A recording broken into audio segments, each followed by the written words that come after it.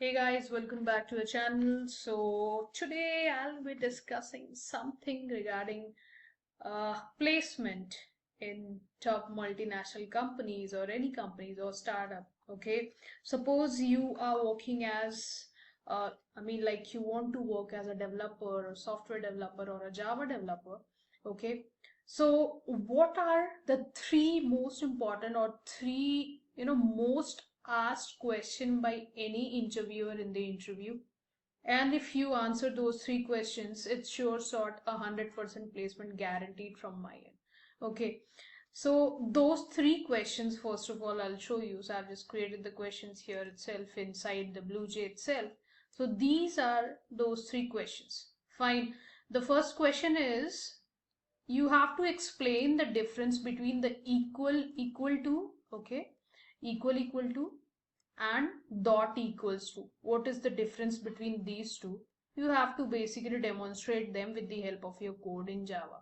Okay, that's the first question which every interviewer asks if you're giving interview for a Java developer or a software developer or a startup company or a big company, doesn't matter. These questions are must ask.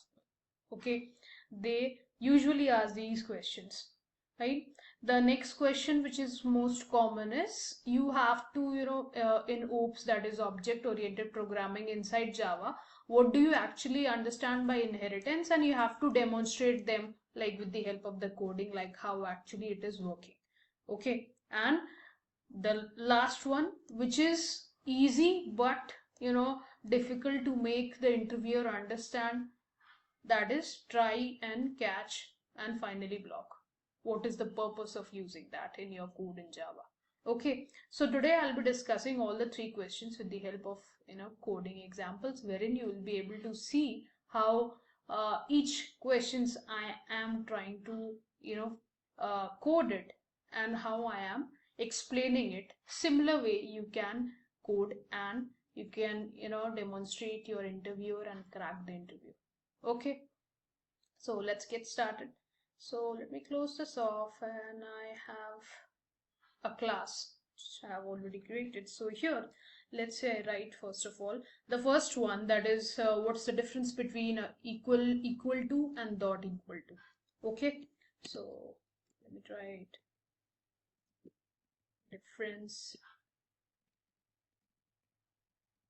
between equal to and dot equal. That's what we want to show. Okay, so I'll start with class. So class name is BA, which I've already created, and inside this I'll write static void main string args. Okay, and now inside this, let's take three strings. Okay, I'm taking three strings, so you can start off with like I'm taking three strings. So let's say the string name is str1, 2 and 3, and I have the literal or the value inside str1, let's say it's hello. Okay, fine. The next string is the data type over here, and str2 is my variable name. So let's say the str2 has a value, or a literal, you can call it as a literal as well, as hello. Okay, and I have another variable, that is str, let's say 3, and it has new keyword I'm using over here, and I'm writing new string, and inside this I'm writing hello. Okay, so these are the three data types, three variables, that is str1, str2 and str3 I'm taking. First of all, in order to demonstrate what is the difference between equal to and dot equal to. Okay, so how will you demonstrate? So you have taken the variable, you have given some literals or values to it, that is hello, which is a string. Okay, now I'll tell you why I have taken new keyword over here. Okay, like in the variable str3. Fine. So now you have to demonstrate to the interviewer, right? So for that you'll write system dot out dot println. Okay, And here I'll demonstrate one by one. So let's say I write str1 is equal to str2. Fine.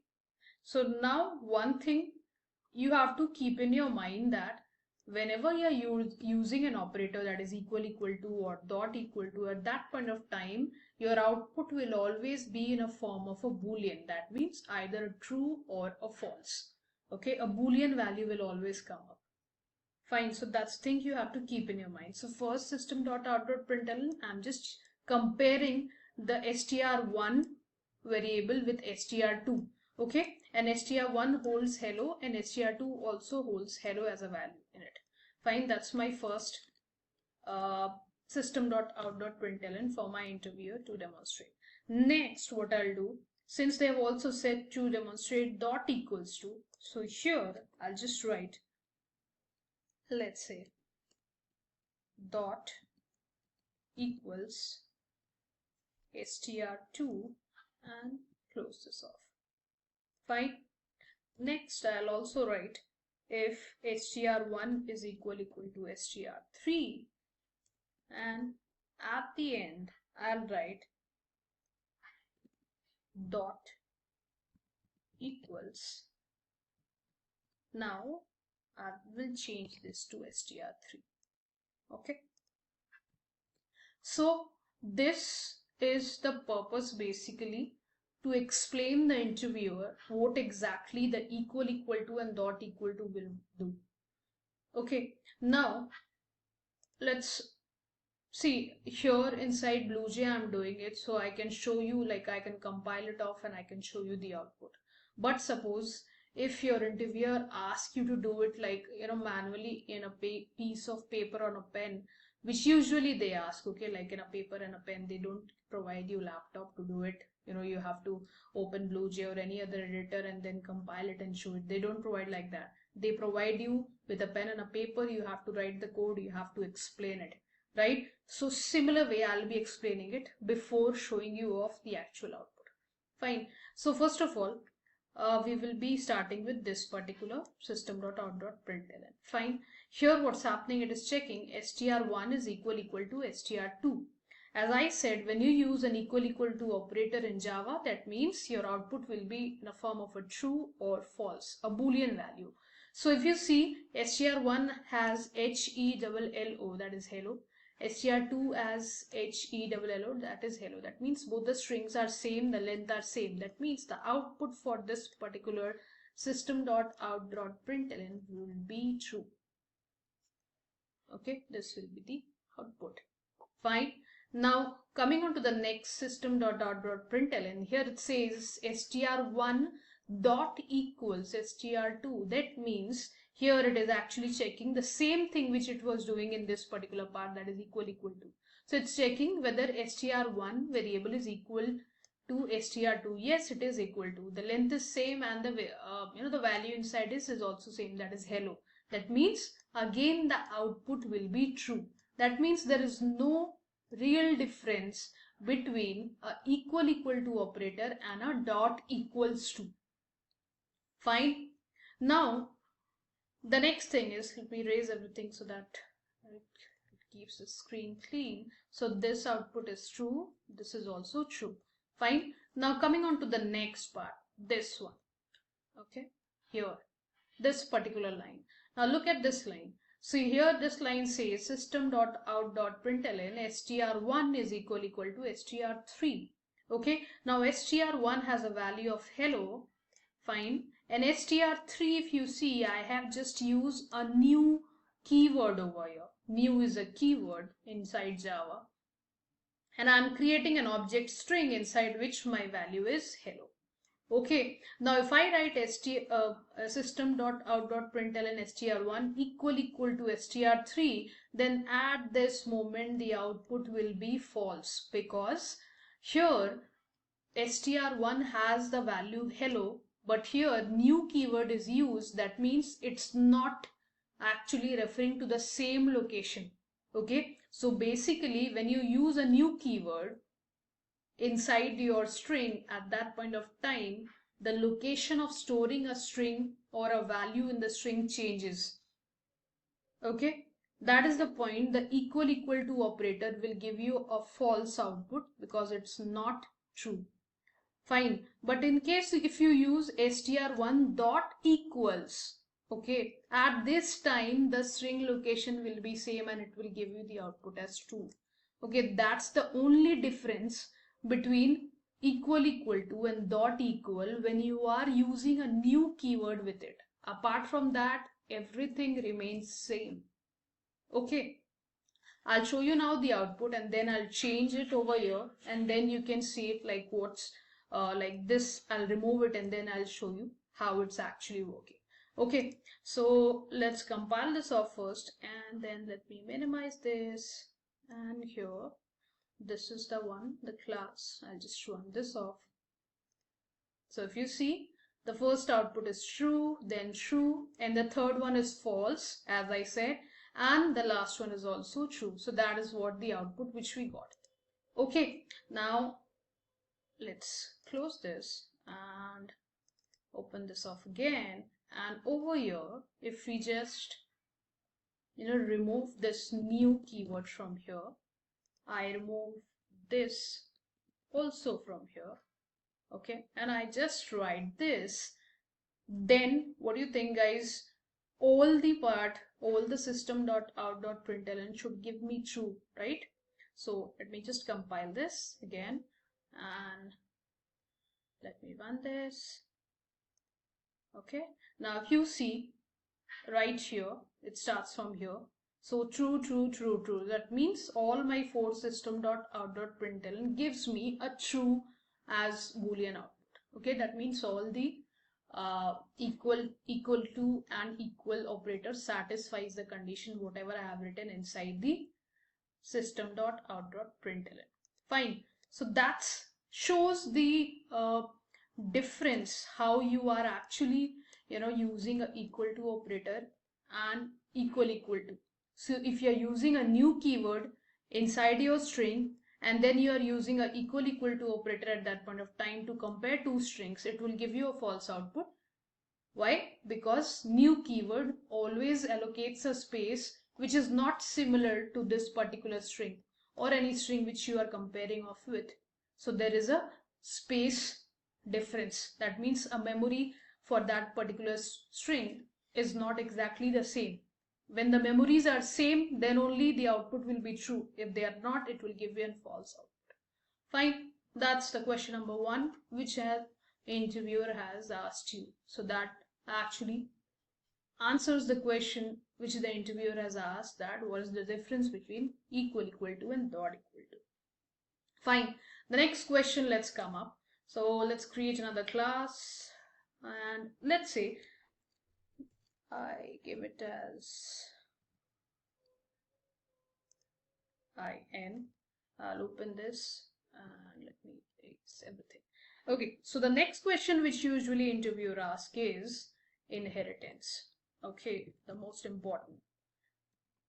So they will actually tell you what is inheritance. They will ask you and demonstrate. Okay, it's used in Java. Fine. So as the name suggests, inheritance, like if you want to tell theoretically to your interviewer, so inheritance mean inheriting some property from your parent. That's the layman terms example. That means I have a child, I have some property and my child inherits the same property. Like I like to, I love to eat sweets. My child also love to eat sweets. So that's the same property he is inheriting from me. So in biological terms, if we say that's the genetic, it's genetic property which my child has inherited from me. Similarly, in Java, what happens when you are working with a class? So there is a parent class, there is a child class, there is an inherited class inside Java. Okay, similar to real life, what happens? Fine. So here, how you have to demonstrate it to your interviewer, what exactly inheritance is. Okay, so we'll start off with taking two class. Okay, one class will be, let's say I'll take an example of animal. So one class is animal, other is dog. let's create that. So first class is, let's say the class name is animal. Okay, that's a class name. Fine. Inside this class, I'm using a method which is sound. Okay, now using a method for that, I'm using void sound. That's my method over here. Okay, so whenever whatever you write inside this particular method, whenever sound is called in anywhere in your program, whatever you have inside this particular method, that will be invoked. That means that will be printed. Okay, if you have system.out.println in it. Okay, so here I'll write system.out.println, and here I'll just write some sound. Okay, so now you have to explain, when you are writing it to your interviewer, that this is the method which I am using over here, and this method will get invoked whenever sound and then the bracket is written anywhere in your program. So once it is invoked, this particular output will be printed. That is, some sound will be printed into your output. Okay. Now next comes up inheritance. That means inheriting the property of this particular class. So that is why, as I said, I am using two class. My second class name is, let's say, dog. Okay. And what it is doing, it extends. So dog extends animal. Fine. So here what will happen, whatever property this particular class has, same property the class dog will also have. Okay, and inside this I'm just opening the bracket, and then I am again using void, and then I'm writing sound, and then inside it I am writing system dot out dot print ln, and then I'll write woof. Okay, like a dog sound, how a dog does. That's fine. So now if you see in these two classes, so what's happening here, there is one class, it has a method. So this particular sound, this is a method. Okay, whenever in your code you are trying to call this particular sound, okay, that method, this will invoke and it will get printed. That means some sound will get printed.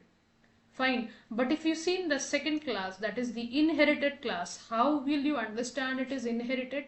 So for a inherited class, you have to write class, the class name extends the previous class name.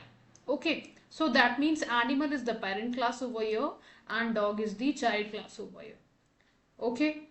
And again I am using the same void sound. That means what will happen, this particular method which you have, this one, this will get overridden over here. Okay, overridden means it will replace it, and system.out.println woof will be printed. So whenever it is invoked, so it will print woof instead of some sound. Fine, that's the difference. Now I have to create a main class. Okay, which will perform my task like printing if I want. So I have a class main, and inside this I'll write public static void main string.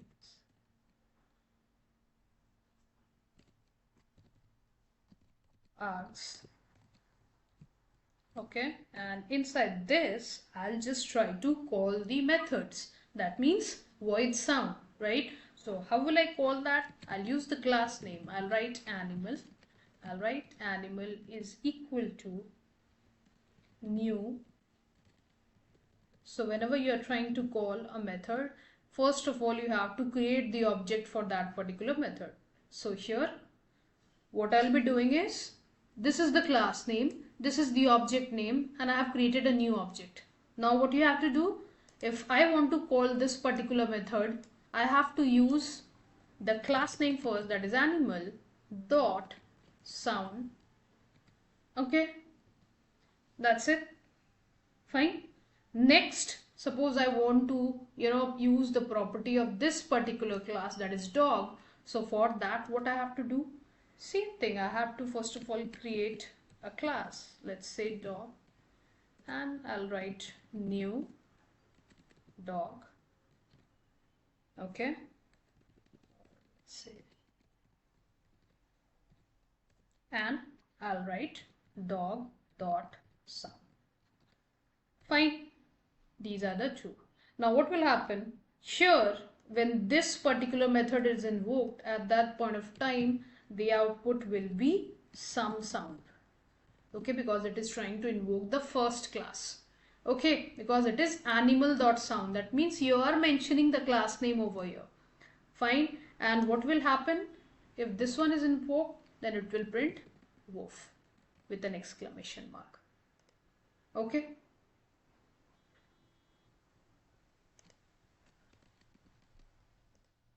Now we'll check off for the syntaxes if there is any. Okay, so class compile, no syntax error. Fine. Now what will happen? See, the whole idea of inheritance is inheriting the property of a class. If you are using multiple classes inside your programming and you want to print it all the, suppose you want to calculate let's say even numbers in one class, you have to calculate some odd numbers in another class, and now you want to print the output of the even number and the odd number in a particular place. That is the reason why we use a main class, wherein you can just call the methods which you are using inside your class, the main class or the inherited class. So how you can call the method? Just by creating the object. So with the help of new keyword, you have to create the object and then object dot method name, and then object dot another method name from the class which you have already there. And when you try to run this, what will happen? First of all, this method will get invoked because it's trying to take from the first class. This will then get invoked because it is from the inherited class. Similarly, you can create many inherited class inside Java, and with the help of just one main class, you can print all the values which are there inside it. That's the main reason why we use inheritance in Java.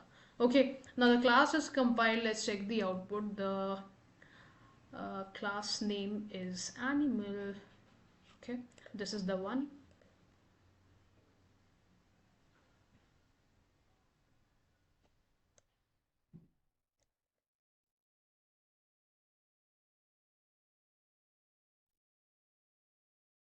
Okay, so here it gets. Okay, so here what will happen? It's just trying to create the instances. So if you see, a new instance got created over here. Fine. So that's how you can explain the inheritance to your interviewer, that yes, this is how inheritance works and how the coding will look like. Okay, and why we are actually using inheritance inside Java. Fine.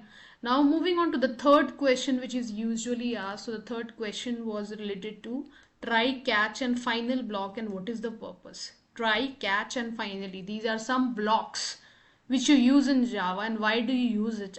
Use it actually. Okay, you have to tell the purpose to the interviewer.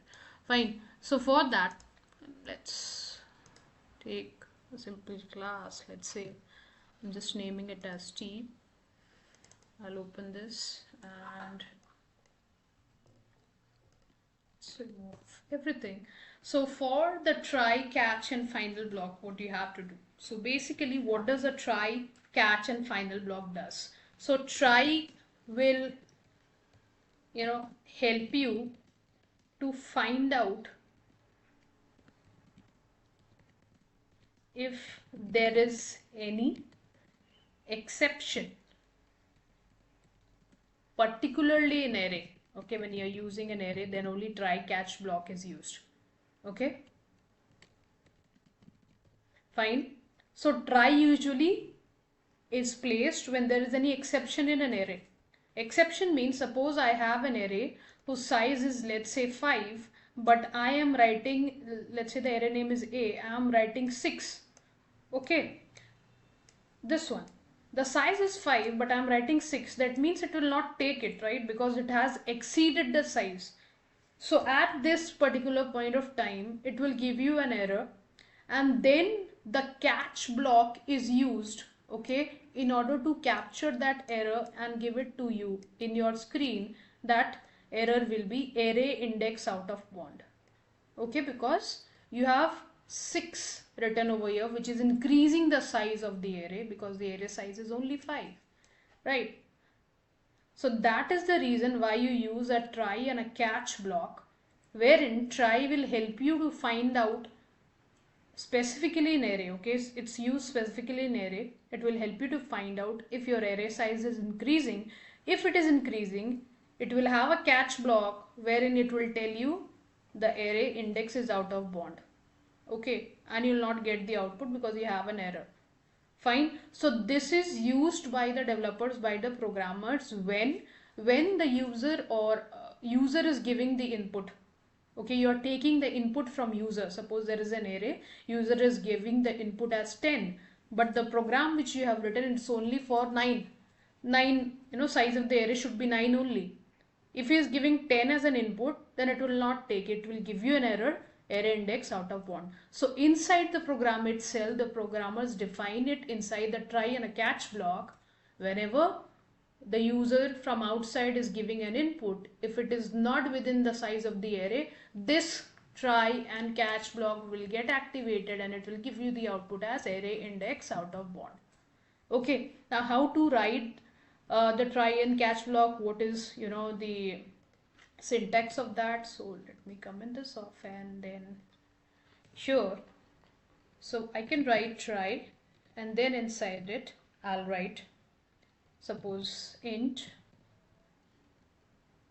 arr, suppose it's the name of my array, okay, so int arr, and then I'll write new int. So I'm just creating an array with the size of 3, okay. This is the size of my array. Now what I am doing is I'm taking arr and then I'm writing, so let's say 4, and I want to initialize the value to the position 4, that is the index 4 as 5. Okay, now if you see carefully over here, I am creating an array in this particular line whose size is 3, okay, but in the next line I am again taking an array index as 4 and I am initializing a value 5 to it. This won't work. Why? Because my size is only 3 and there is no index with value as 4, right? So this will not work. So in that case, what will happen? I'll write a catch block wherein I'll mention array index out of bounds exception E, okay, and within this I'll mention that system dot out dot println array index out of bound, okay. And then after that you can directly use the finally block wherein it will pass these two. It won't execute try catch, and it will go on and just print that this block is without any exception. So let me copy this directly, and here I'll just print no exception found. Okay, it's just for demonstrating purpose, the final block, okay, and I close this off. Fine. So this is how a try, a catch, and a final block will look like. Now if you just try to execute this, so what will happen here, if you see, it has a array whose size I'm taking as 3, okay, so array name is arr. So suppose arr is my array, okay, and it has a size of 3. That means it has 0, 1 and 2, okay. That means the index number will end till 2 and the size is 3. Now in the second line I'm taking arr as 4, okay. That means the index as 4, there is no index as 4 over here. because that is ending up to 2 because the size is 3. So 3 and then 4, this will won't execute, then it will get inside this particular catch and it says error index out of bound will get executed. If this, inside these two catch box, if it doesn't work, it will finally say that it doesn't have any exception and your code is working absolutely fine. So that's how a try, catch and final block plays a role inside your Java.